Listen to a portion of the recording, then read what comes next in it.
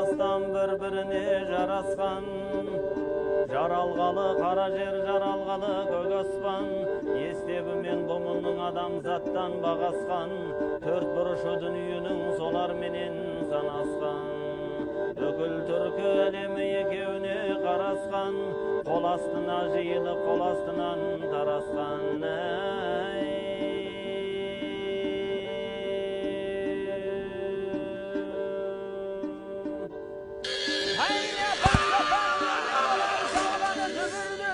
Kaptam жатқан қалың жаушымын жаннаны түгілген, бірдай болып келген мен бордай болып үгілген, басы барлар үйінің сесі бары бүгілген, ей бүгілгенде жүгінген.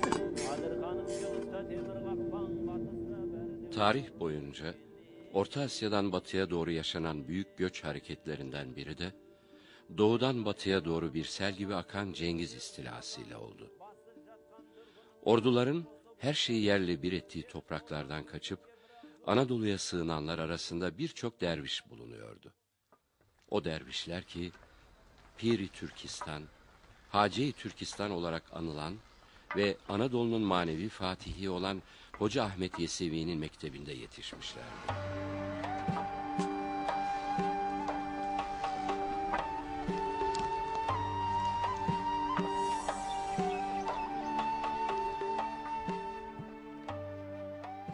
Geniş bir hoşgörü ve insan sevgisinin ağır bastığı bu mektebin temel özelliği ilahi aşkı öne çıkarmasıydı. Daha sonra Yunus Emre'de, Mevlana'da, Hacı Bektaş'ta karşımıza çıkacak olan bu vurgu, Türk halk sufiyeliğinin en temel özelliğini oluşturur. Hoca Ahmet Yesevi, Yunus Emre, Mevlana ve Hacı Bektaş Veli. Onları aynı noktada buluşturan aşktır.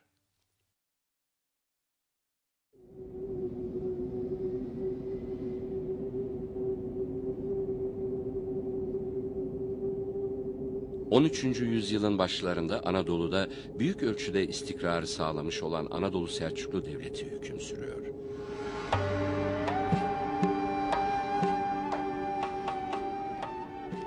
Ama manevi iklim Mevlana, Hacı Bayram Veli gibi büyük mutasavvıfların, Endülüslü İbnül Arabi gibi İslam düşünürlerinin, Yunus Emre gibi mutasavvıf şairlerin hakimiyetinde.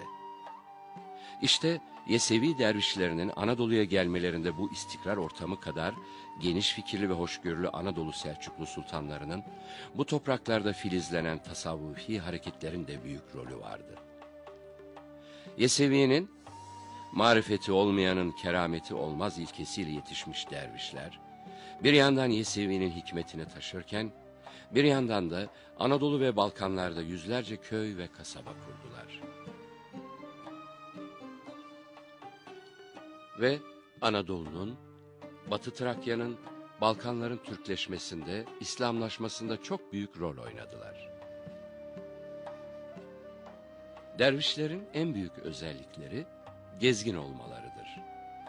Ruhu olgunlaştırmak için seyahat edilmesi gerektiğinden hareketle yaz kış demeden dolaşırlar. Gittikleri yerlere hikmet taşır, haberler alırlar.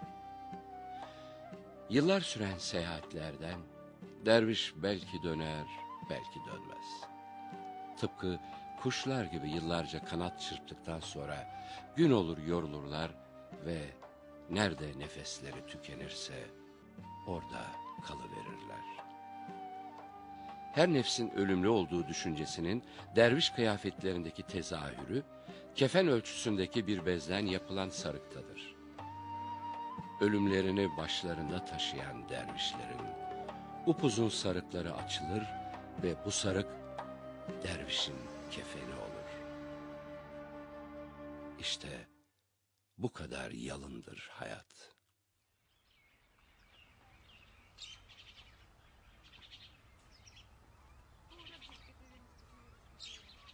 ...13. yüzyılda olduğu gibi bugün de insanlığın yolunu aydınlatan Ahmet Yesevi... ...1093 yılında Türkistan'ın Sayram kasabasında dünyaya geldi. Çok küçük yaşta anne ve babasını kaybetti.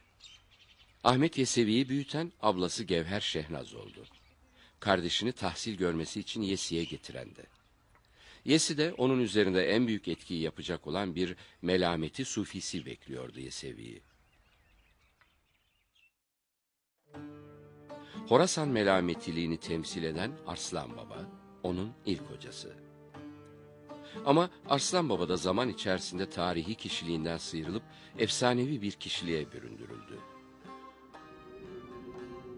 Onun yüzyıllarca ağzında emanet bir hurmayla yaşadığı ve bunu Ahmet Yesevi'ye teslim ettiğinde öldüğüne inanıldı.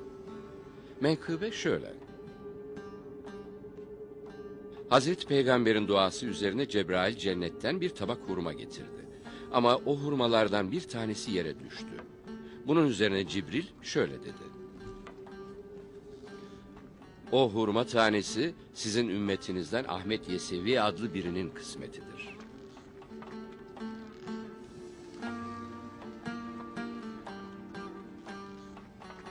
Resulullah hurmayı yerden alarak Arslan Baba'nın ağzına koydu ve hurmanın üzerinde bir perde oluşturdu. Zaman gelip Ahmet Yesevi doğduğunda Arslan Baba da ağzındaki hurma tanesiyle Yesi sokaklarında onu aramaya başladı.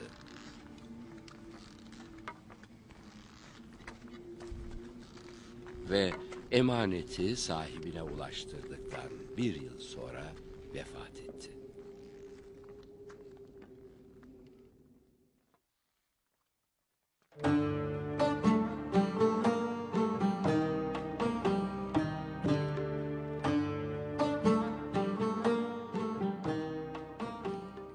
Yesevi'nin hayatında ikinci büyük etkiyi yapacak olan insansa Maveraün Nehir'in dini merkezi olan Buhara'dadır.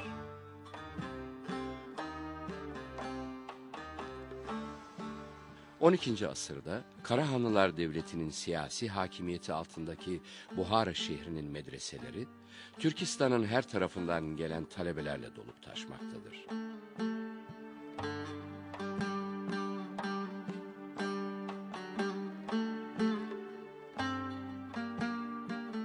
Yesevi burada Şeyh Yusuf Hemedani'ye intisap etti. Yesevi, Hemedani'nin mektebinde kendisini bir mutasavvıf ve din bilgini yapacak olan eğitimine başladı. Tasavvuf anlayışının temel kavramları da burada oluştu. Yaban kuş gibi ele konmayan nefs nasıl terbiye edilir? İnsan ahlaki kötülüklerden kendisini nasıl sakınır? Benliği, ikiliği yok eden ilahi aşka nasıl ulaşılır? Edep nedir? Aşk nedir? Hayat nedir? Ölüm nedir?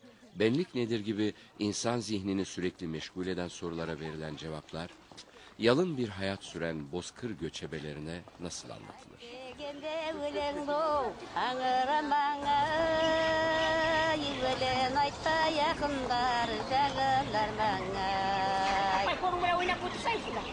Babam menin sultanım, koldağına ultanı, aynalayın sultanım, berinde kılasın ay.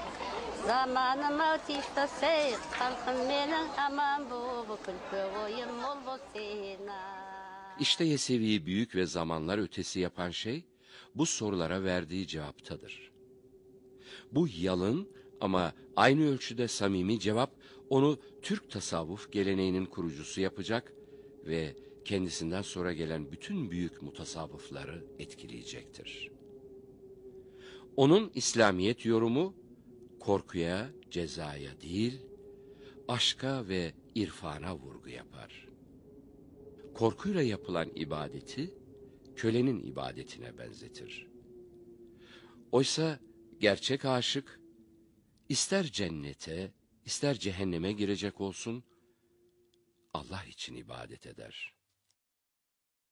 Bu, Yunus Emre'de, cennet, cennet dedikleri birkaç köşkle birkaç huri, isteyene ver onları, bana seni gerek, seni dizelerinde ifadesini bulacak olan anlayıştır.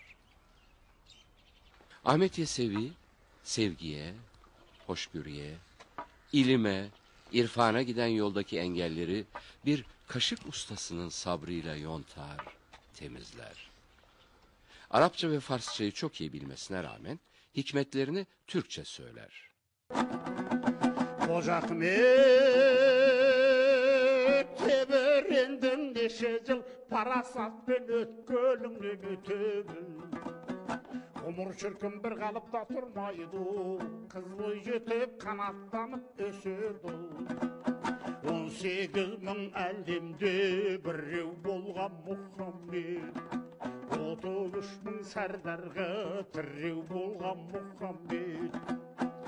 Barı seni sabrlı kanma kattın Muhammed, yollatmaydın garipka jaman attı Muhammed. Vakit görse ümbütü şatlanatın Muhammed, bırak onda adet çok maktanatın Muhammed. Allah artık yaratkan kasiyetli Muhammed, yürüdün oyunda ösiyetli Muhammed. Yoldan azdan takırdı serpildirgen Muhammed, kaygısı var adamın dertin bilgen Muhammed. Vakit görse ümbütü şatlanatın Muhammed, bırak onda adet çok maktanatın Muhammed. Garip köngül yasağı siga battı Muhammed, yetimmenin cesirge iğne battı Muhammed. Yetimmenin cesirge iğne battı Muhammed.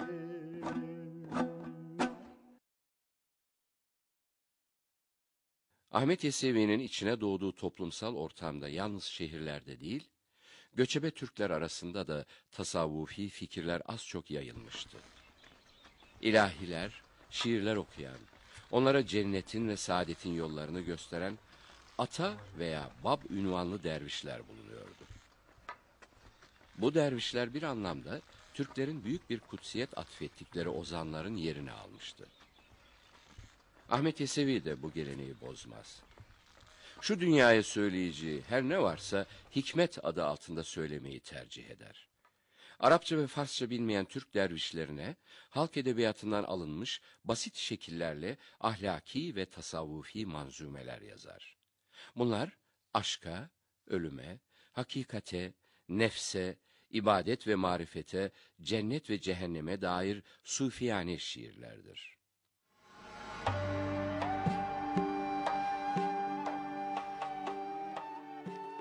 Yesevi hikmetleri, derin ve şairane bir tasavvuf eseri olmaktan çok, dini ve ahlaki vaaz ve hikayelerden oluşan bir ahlak kitabı olma özelliğiyle öne çıkar. Divan-ı Hikmet, Kutatgübilik'ten sonra İslami Türk Edebiyatı'nın en eski örneklerinden biridir. Bugün, Ahmet Yesevi'nin ağzından çıkan hikmetleri olduğu gibi koruyan bir Divan-ı Hikmet nüshasına sahip değiliz. En eski yazma 17. yüzyıla ait. Kaldı ki onun takipçisi olan dervişlerin de bu tarz hikmetler yazdığı düşünülecek olursa, bugün elimizde bulunan Divan-ı Hikmet nüshalarının Yesevi dervişlerinin ortak fikir ve inançlarının ürünü olduğu bir gerçek.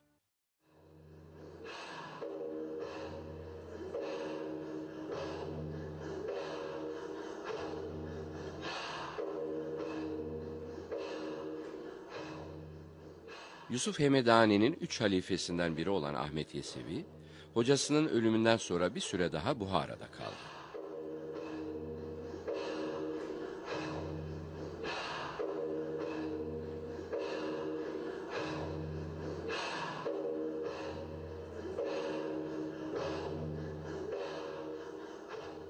Hikmetlerinden öğrendiğimiz kadarıyla uzun bir süre Horasan bölgesinde, Şam'da ve Irak'ta dolaşan Yesevi, bağrına taş bağlayıp çıktığı Türkistan'a döndüğünde 60 yaşındaydı.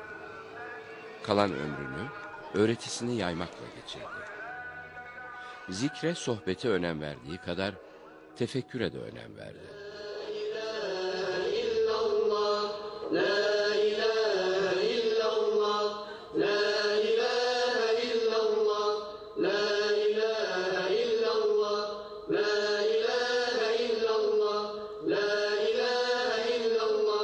Zikr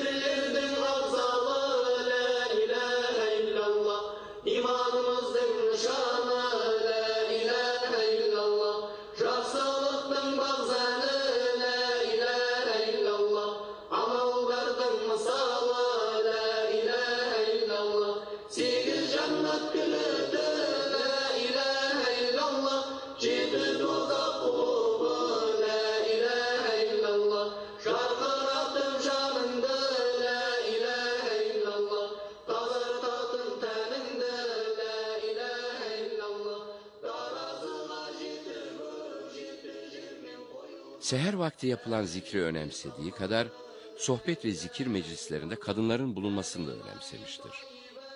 Bu yüzden çok eleştirilmiş olsa bile bu büyük mutasavvıf yaptığı şeyin doğruluğundan bir an bile şüphe etmemiştir. Kendisini eleştiren Horasan ve Maveraün Nehir alimlerine cevabını ise bir hokka göndererek vermiştir. Bütün alim ve şeriatçılar birleşerek hokkayı açtılar. İçindeki pamukla ateş birbirine tesir etmemişti. Ne pamuk yanmış ne de ateş sönmüştü. Yesevi böylelikle bir ehli hak meclisinde kadın ve erkeğin beraber zikir ve ibadetinin mümkün olduğunu anlatmış oluyordu.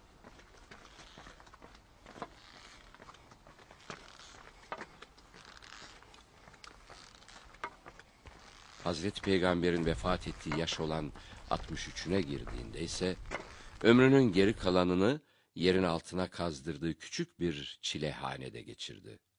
Hikmetlerinden birinde, Kadir Rabbim kudretle nazar kıldı. Mutlu olup yer altına girdim işte. Garip kulun bu dünyadan göçüp gitti. Mahrem olup yer altına girdim işte diyordu. Bu, hayattan kopmak değil, ona başka bir açıdan bakmaktı. Tıpkı Hıra Dağı'ndan dünyanın başka göründüğü gibi. 1166 yılında vefat ettiğinde, İslam coğrafyasının dört bir yanına dağılmış olan 99 bin müridi olduğuna inanılmaktadır.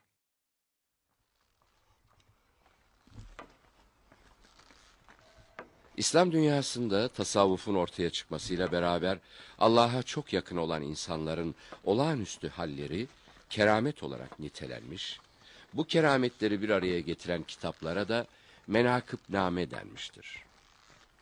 Ahmet Yesevi'ye halk muhayyilesinin yakıştırdığı kerametler, onun menkıbevi hayatını oluşturur. Şöhretini bütün Türkistan'a yayan Karacuk Dağı'nı ortadan kaldırmasıyla başlayan kerametler, halk arasında her geçen gün biraz daha yayıldı. Ailesini kaşık ve kepçe yontarak geçindiren, insanların manevi eğitimi yolunda bütün ömrünü vakfeden Ahmet Yesevi'nin hayatı bir kutsallık halesiyle çevrildi. Oysa Yesevi, tıpkı çağdaşları gibi hayatını kazanmak için çalışmış, evlenmiş, 3 çocuk babası olmuş, evlat acısı yaşamıştı.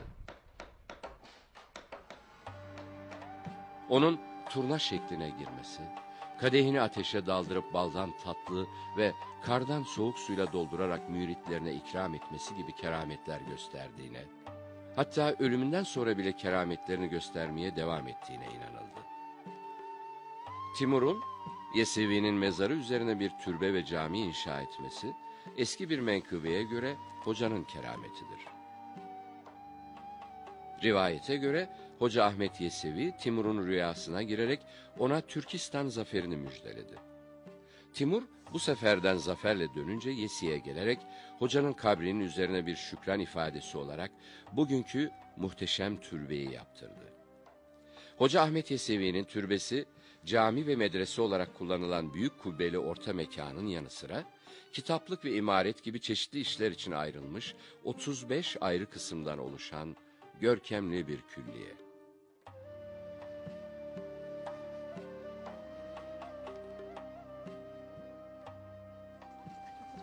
Orta Asya'nın bu heybetli türbesinin kubbeleri, zarif minareleri ve taç kapısı, türkuaz renkli çiniler ve sırlı tuğlalarla bezeli.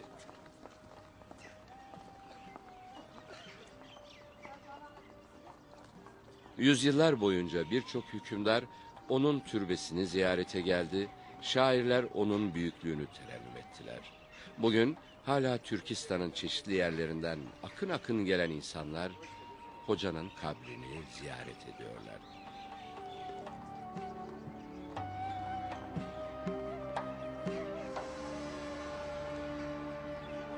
Hakkında hala metiyeler ve ilahiler söyleniyor.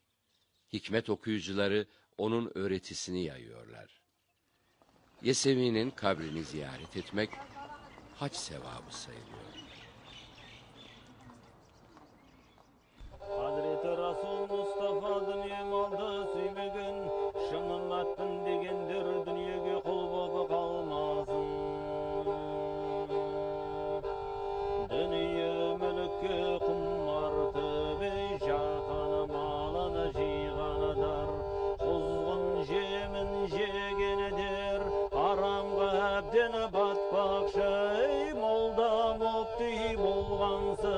жалғаны дұға қылғандар, ақты қара дегендер, тамұққа барып жатпақшай, қазы имамы атымен, қол қойсан ақақ жалағай, сол күннің салмағы өздерін басып қалмақшай.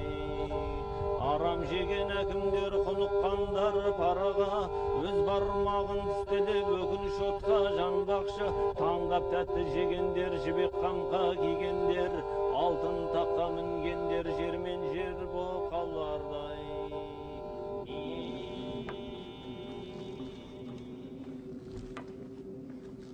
Seyhun bölgesiyle Özbek Kazak bozkırlarında Ahmet Yesevi'nin etkisi ve önemi hiçbir zaman eksilmedi ve hiçbir tasavvufi akım onun yerini tutamadı.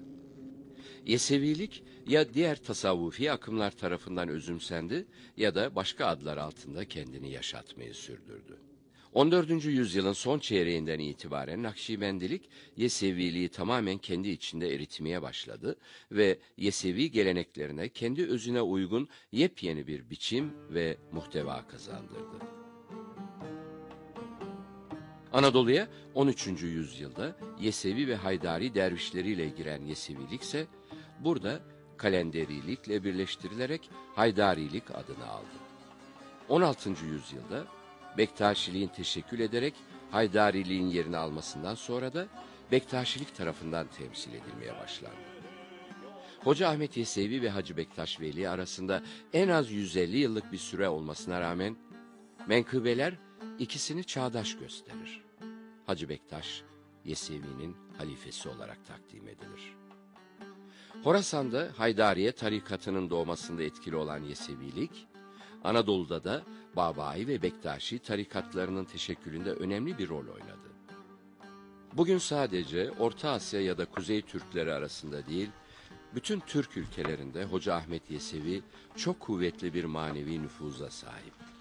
Bu büyük sufinin yaktığı ateş ve yüreklere düşürdüğü ışık, her çağda aynı ilhamla ama farklı şekillerde sürüyor. Başım toprak, kendim toprak, cismim toprak. Hakka kavuşur muyum diye ruhum müştak.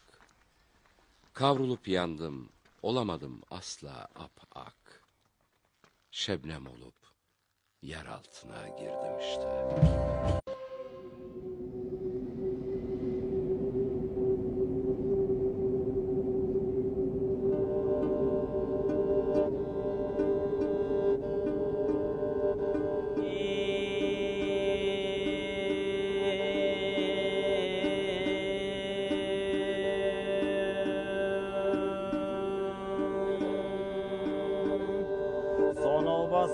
Obastan bir-birine жарасқан, жаралғалы қара жер, жаралғалы көк аспан, естебі мен бұмының адамзаттан бағасқан, төрт бұрышы дүниенің солар менен санасқан.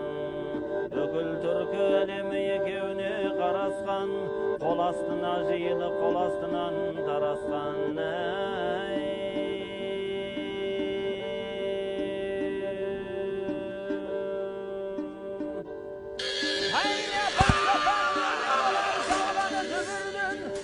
Жатқан қалың жаушымын жаннаны түгілген, нұрдай болып келген мен бордай болып, үгілген басы барлар үйінің сесі бары бүгілген, ей бүгілгенде жүгінген. Tarih boyunca Orta Asya'dan batıya doğru yaşanan büyük göç hareketlerinden biri de doğudan batıya doğru bir sel gibi akan Cengiz istilasıyla oldu. Orduların her şeyi yerle bir ettiği topraklardan kaçıp Anadolu'ya sığınanlar arasında birçok derviş bulunuyordu. O dervişler ki Piri Türkistan, Hace-i Türkistan olarak anılan ve Anadolu'nun manevi fatihi olan Hoca Ahmet Yesevi'nin mektebinde yetişmişlerdi.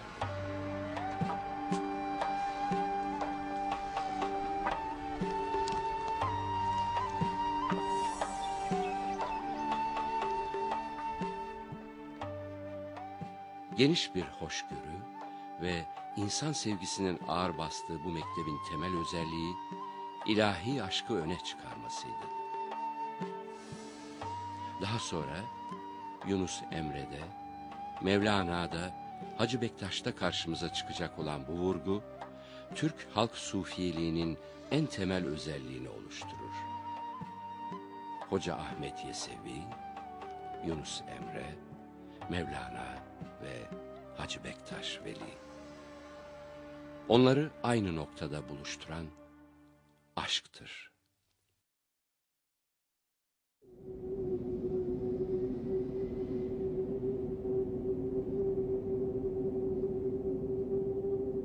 ...13. yüzyılın başlarında Anadolu'da büyük ölçüde istikrarı sağlamış olan Anadolu Selçuklu Devleti hüküm sürüyor.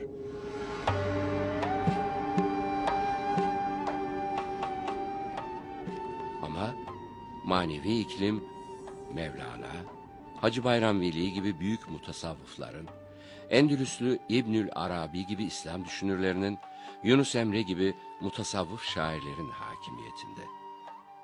İşte Yesevi dervişlerinin Anadolu'ya gelmelerinde bu istikrar ortamı kadar geniş fikirli ve hoşgörülü Anadolu Selçuklu sultanlarının bu topraklarda filizlenen tasavvufi hareketlerin de büyük rolü vardı. Yesevi'nin marifeti olmayanın kerameti olmaz ilkesiyle yetişmiş dervişler, bir yandan Yesevi'nin hikmetini taşırken, bir yandan da Anadolu ve Balkanlarda yüzlerce köy ve kasaba kurdular. Ve Anadolu'nun, Batı Trakya'nın, Balkanların Türkleşmesinde, İslamlaşmasında çok büyük rol oynadılar. Dervişlerin en büyük özellikleri gezgin olmalarıdır. Ruhu olgunlaştırmak için seyahat edilmesi gerektiğinden hareketle yaz kış demeden dolaşırlar. Gittikleri yerlere hikmet taşır, haberler alırlar. Yıllar süren seyahatlerden derviş belki döner, belki dönmez. Tıpkı kuşlar gibi yıllarca kanat çırptıktan sonra gün olur yorulurlar ve nerede nefesleri tükenirse orada kalıverirler. Her nefsin ölümlü olduğu düşüncesinin derviş kıyafetlerindeki tezahürü, kefen ölçüsündeki bir bezden yapılan sarıktadır. Ölümlerini başlarında taşıyan dervişlerin upuzun sarıkları açılır ve bu sarık dervişin kefeni olur. İşte bu kadar yalındır hayat.